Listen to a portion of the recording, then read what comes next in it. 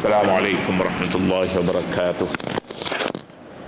Bismillahirrahmanirrahim. Alhamdulillahirabbil alamin wassalatu wassalamu ala asyrafil mursalin Sayyidina Muhammadin wa ala alihi wa sahbihi ajma'in. Pagi ini kita baca ayat 53. A'udzu billahi minasyaitonir rajim. Bismillahirrahmanirrahim. Wa yaqulul ladzina amanu ahaula'il ladzina aqsamu billahi jahda aymanihim innahum lama'akum habitat a'maluhum fa asbahu khasirin. Sadaqallahul azim. Wa yaqulul ladzina amanu ahaula'il ladzina aqsamu billah. Dan telatah kaum munafik itu menjadikan orang-orang yang beriman berkata kepada mereka, ahaula'il ladzina aqsamu billahi jahda aymanihim, adakah mereka ini orang yang dahulunya bersumpah dengan nama Allah dengan sungguh-sungguh sumpahnya, innahum lama'akum, bahawa mereka benar-benar menyertai dan menolong kamu, habiqat a'maluhum, telah gugur amal-amal mereka, fa asbahu khasirin, lalu menjadilah mereka orang-orang yang rugi. Kita masih lagi di dalam ayat-ayat yang menyatakan batas-batas hubungan dengan orang bukan Islam. Batas-batas hubungan. Hubungan dibahagikan kepada beberapa bahagian yang kita bacakan dahulu. Hubungan dalam hal-hal keduniaan yang tidak membabitkan agama, tidak membabitkan kasih sayang, tidak mengapa dengan mereka. Tetapi apabila hubungan membabitkan kasih sayang dan meninggalkan orang Islam, meninggalkan orang mukmin, ini sesuatu yang sangat-sangat tidak disukai oleh Islam dan dilarang. Dilarang. Tinggal orang Islam tak boleh. Orang Islam hendaklah wujudkan dengan mereka kasih sayang. Apabila kasih sayang dihubungkan dengan orang Islam sepenuhnya, maka tidak ada ruang untuk orang bukan Islam. Kasih sayang tidak dengan mereka. Apa yang kita dapati semua ada dalam Islam. Semua ada di sini. Yang jadi begitu mengapa? Mengapa Islam tidak memberikan kasih sayang kepada, tidak membenarkan umatnya berkasih sayang dengan orang bukan Islam sehingga meninggalkan umatnya, meninggalkan sahabat-sahabatnya dalam Islam? Kerana Islam ini dia bukan saja dalam masjid, tapi dia meliputi akhlak, dia meliputi syariah, dia meliputi hadarah, dia meliputi syariat, akhlak, hadarah. Jadi oleh kerana bidang-bidang di dalam Islam ni dia merangkumi banyak perkara. Sedangkan dalam bukan Islam mungkin tidak begitu. Bukan Islam mereka mahu hal-hal dunia saja. Mereka mahu meniaga, mahu mencari makan, setakat itu saja. Akhlak tidak ada kaitan dengan agama. Mereka tidak fikir soal selepas mati. Tidak ada bagi mereka berfikir tentang hasyar dan timbangan amal lagi, dosa, pahala. Tidak berfikir pada mereka mungkin begitu. Jadi oleh kerana itu Islam demi untuk kepentingan umatnya, demi untuk kepentingan umatnya, meniaga dengan mereka tidak mengapa. Tapi tinggal orang mukmin tak boleh. Tinggal orang Islam tidak boleh. Bencikan orang Islam tak boleh. Segala masalah-masalah keburukan kita kata ini orang Islam. Ini satu perkara yang salah. Islam pada umatnya, Islam ingin menanamkan satu perasaan di kalangan umatnya, iaitulah cintakan Islam. Bila cintakan Islam, cintakan orang Islam juga. Bila cintakan Islam, cintakan ajaran Islam. Itu maknanya berbangga dengan Islam. Al-izzatu bil Islam, berbangga dengan Islam. Bila berbangga dengan Islam, berbangga dengan persaudaraan Islam. Apabila kita tidak berbangga dengan Islam ini, kita tidak berbangga pula dengan saudara sesama Islam, kita berbangga dengan orang lain, artinya seolah-olahnya kita bawa perkara yang ada dalam Islam ini untuk kepentingan orang lain. Oh, ini salah. Ini salah. Inilah sebabnya dalam Islam ni murtad, dia marah sangat kepada murtad sebab bawa harta dalam Islam ni pergi kepada lain. Islam telah bina berapa lama dia? Bina bapak dia, keturunan dia, segalanya, waris-waris dia, harta benda dia dalam Islam, tiba-tiba dia pergi kepada orang lain. Ini Islam tak maaf baginya. Perbuatan ini dikira pengkhianat Islam. Pengkhianat. Ayat ini diturunkan mengenai dua orang sahabat Nabi Sahabat Nabi satu namanya Ubadah ibn Samit.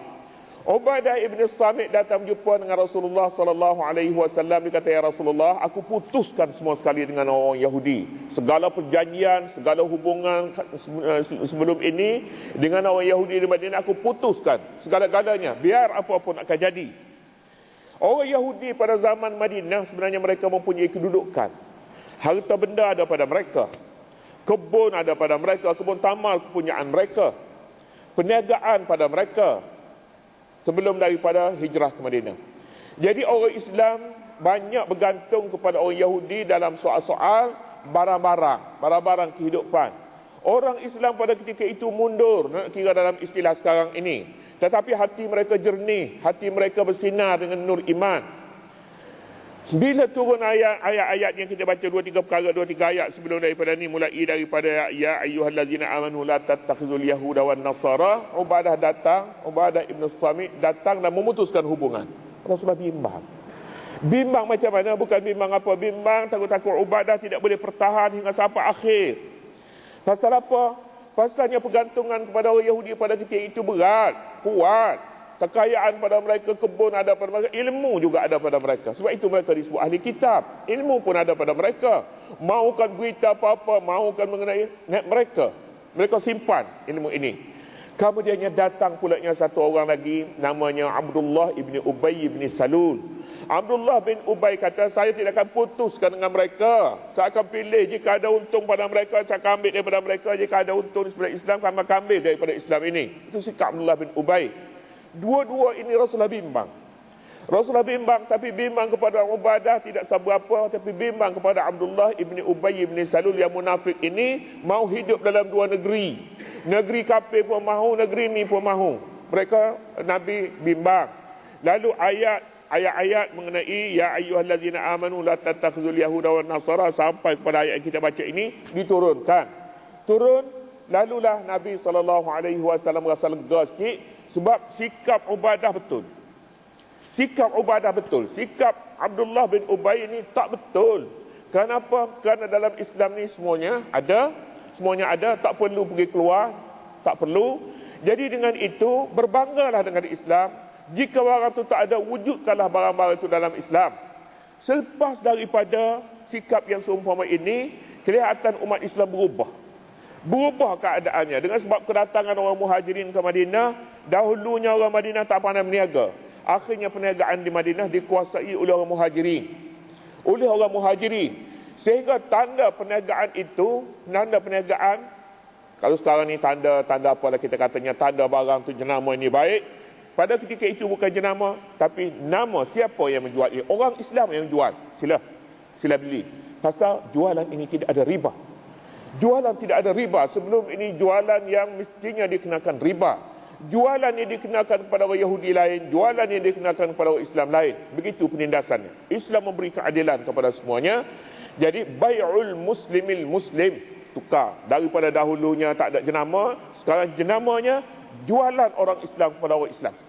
Maknanya jualan orang Islam kepada Islam tidak ada tipu, tidak ada tipu, tidak ada sembunyi, jualan terus terang. Itu yang membanggakan. Pasar di Madinah pada ketika itu dikuasai oleh seorang jutawan Islam namanya Abdurrahman bin Auf, yang dahulunya pergi meniaga minyak sapi saja. Akhirnya dapat menguasai pasar Madinah, kalah Yahudi. Daripada asalnya tempat bagi orang Islam yang tidak ada, tapi suatu perubahan segera apabila mereka mempunyai keyakinan terhadap diri mereka. Mereka berbangga dengan Islam, mengamalkan ajaran Islam. Mereka telah mengembalikan, bertukar masa daripada dahulunya dikuasai Yahudi, telah dikuasai oleh Islam. Akhirnya orang Yahudi rasa dendam terhadap orang Islam ini. Mereka mengadakan berbagai-bagai pakatan dengan orang Mekah pula. Orang musyrikin Mekah untuk hapuskan Islam. Tapi akhirnya Nabi halau sebab mereka langgar perjanjian. Halau Yahudi di Madinah, yang Banu Quraizahnya, Banu Qainuqa'nya, penduduk Khaybarnya, dihalau ke negeri Syam, Syria sekarang ni. Dihalau ke sana. Jadi bersihlah Madinah daripada orang Yahudi. Yahudi. Kalau pakai falsafah Ubay bin Salul, boleh jadi sampai hari ini pun Yahudi masih berada di Madinah. Sebab apa? Sebab orang Islam masih tidak percaya dengan kedudukannya. Mereka rasa tak boleh hidup tanpa Yahudi. Jadi dengan kerana itu sikap Ubadah diakui benar, dan sikap ini yang dapat dinikmati oleh umat Islam hari ini pun, sikap Ubadah itu adalah satu sikap yang betul.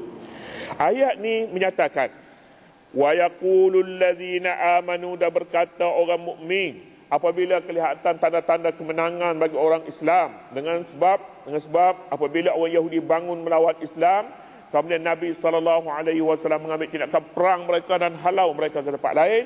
Pada ketika itu orang beriman kata kepada orang munafikin, ahaula'il ladzina aqsamu billah jahda aimanihim, itukah orang-orang yang telah bersumpah dengan nama Allah dengan sungguh-sungguh sumpah bahawa mereka yakni orang kafir nak menolong mereka. Orang kafir nak akan tolong mereka, kalau apa-apa pun terjadi orang kafir akan tolong. Lihat, begitukah keadaan sebenarnya apabila Islam telah benar, mempunyai kemenangan di Madinah.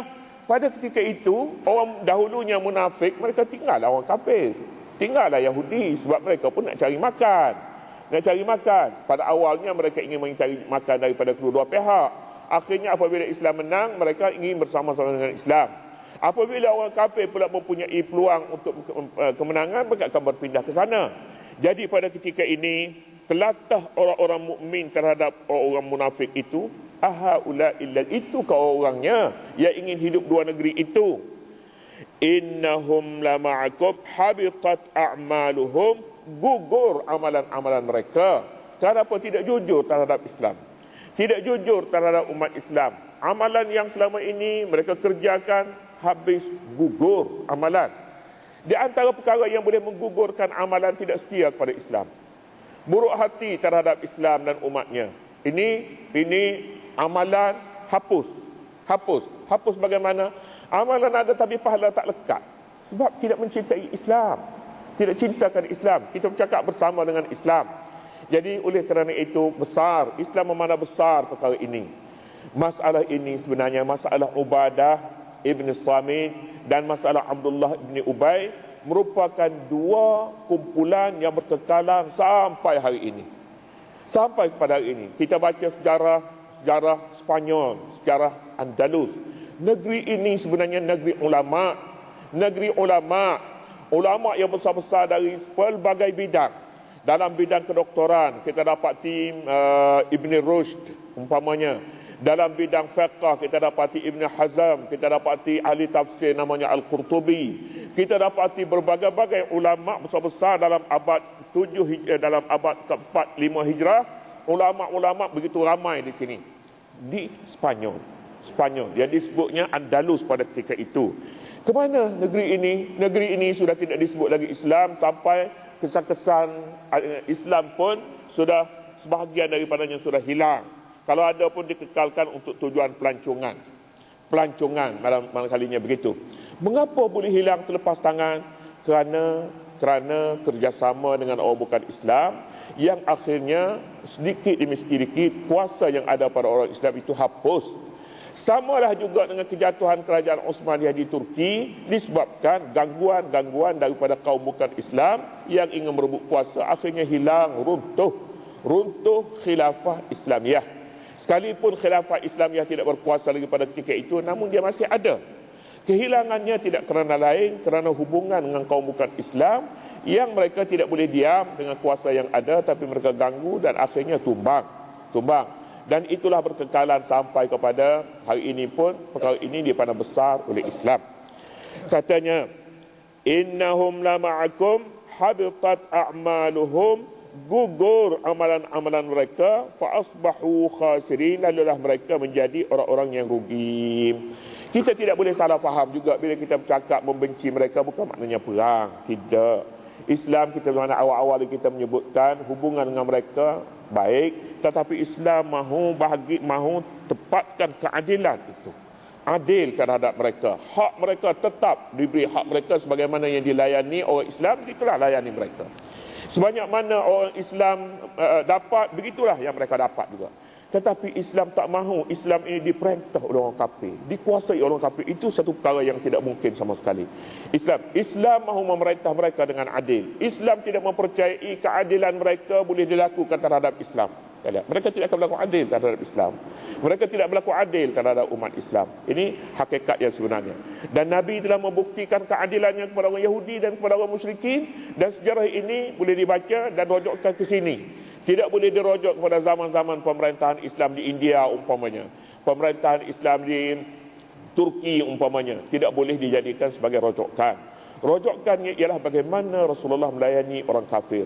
Begitu rahmah, kasih sayang, dan tidak ada perkara yang mereka rugi sekalipun mereka tidak memegang kuasa. Kuasa adalah sangat penting dalam pandangan Islam.